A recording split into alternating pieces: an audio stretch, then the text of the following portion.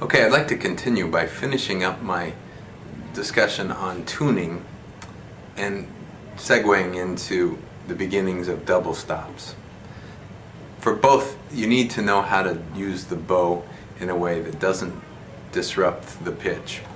If you add too much bow weight, or you're sliding between the bridge and the fingerboard, you don't have a steady or sustained tone, and it disrupts dramatically what you're trying to hear, so that you can actually bend the string out of tune with your right hand, which has nothing to do with your left hand being out of tune. So my advice for tuning, when you first start tuning, put your bow at the tip and start balancing on two strings. Small motions. Like that. After you can do small bows, keeping the bow on two strings, you can start to elongate the bow, maybe half. After you can do that, then you'll work towards the frog, and eventually you'll be able to do full and sustained bows. But you want to be able to do that while you're tuning your instrument, so that you can listen carefully and not be distracted or confused by things that your bow are doing. You just focus on the intonation. Now, to begin double stop studies, you must also be able to do the same thing. Double stops are produced by putting your bow on two strings, playing two notes at once, and then, as the term stops implies, you're stopping the string, and double stops means you're stopping two strings. So you're actually creating two pitches and you're bowing them together at the same time. We're going to do introduction to double stops, which means you're only going to do one stop, but you're going to bow with an open string. Okay? If you have the ability to play on two strings, you're ready for this. Alright, the first thing I want to show you is a rather confusing demonstration.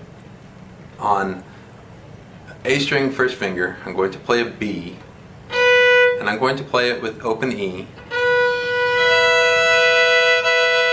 and I'm going to be listening for flutter, beats. We call them beats, but it's flutter or distortion in the sound. If I go too low, you'll hear that noise. It just sounds out of tune to some. As I get closer to being in tune, it gets smoother, and then it rings pure. Now, if I leave that one there and I play with open D string, it's not going to be a smooth sound. You might think, yeah, that sounds alright, but what happens if I go lower? Did it get smoother? Really smooth. That's where I got rid of the beats. But now if I leave it there and play with open E, it's significantly low. So I have to move it higher again to make it smooth. So what that shows you is that there's not just one place to play your beat, right? Depending on what note you're tuning it to. Now, there's a lot of theory behind this. The first thing I'm going to say is, if you already are studying theory and you know what your perfect intervals are, your fourths, fifths, your octaves, and your unisons, then you have a head start on all this.